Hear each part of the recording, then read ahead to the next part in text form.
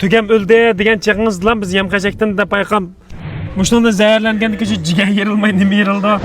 Bugun yana davomliq bizningki Xadicha ma'lum. Men oldingi filmdan bir tanishtirgan Jongo vakolatan chet elga chiqib, tugi tadqiqoti, anandagi go'sht qo'y tadqiqotini ishlab, naslchilik, naslni yaxshilash orqali suti jiq chiqadigan tugilarni nasllantirish orqali mush xizmatlarni ishlab, nihoyat cho'ng Shinjongga ham davlatimizga shon-sharaf keltirgan.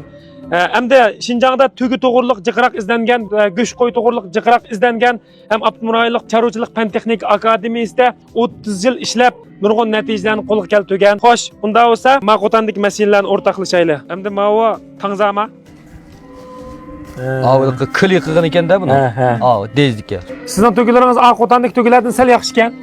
Oldida oyliq men deganda purchoq kunjira nimalar bergandan keyin biroz yaxshi bo'lgan-chu. Anandan aşağıda silos var o'xshaydi. Bir qo'tan yutkab akagan o silosni. Buni qilib dedim-ku. Asha yutkab ekan. Akasak, vaqt yaxshi bo'lmaydi ekan, shunga bir 10 necha kun birinchi lab silosni ko'raylik. Biz hamda to'gig berib ko'mdikchi buni. Shu bir tugidimi? Yo'q, tugidi. 10 qancha kun bergan. U vaqtda ancha bir chataq chiqmadi, hech qanday bir masal ko'rinmadi. Vaqtida silos berganda suda bo'lsin, atomiy bo'lsin, butunlay aralashtirib berdik. Vaqtda chataq chiqmadi. Hozir to'miyjining ishi emasga. Birsi mayada bak yaxshi changdab qo'yganmaydi silosni. Bir mashina kelib bir sinaq qilib boqmoqchi biz. Shu. Sulan berib bu orliqdagi silosni bak yaxshi changdab qo'yganmaydi. Bu durust. Shunga demak ashadagi biz ham manchi tugam o'ldi degan chig'ingiz bilan biz yem-qashakdan deb payqam mushuni bergandan keyin 20 kundan keyin o'ldimi?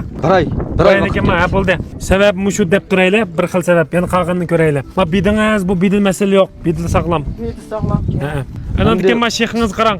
Mushuni men qiqib to'miyji bilan qilgan bilanmi? İçini surdi. Mushunda zararlangan kishi jigar yerilmay nima yerildi? Ya bunu bermedik. Bermedingmi? Bunu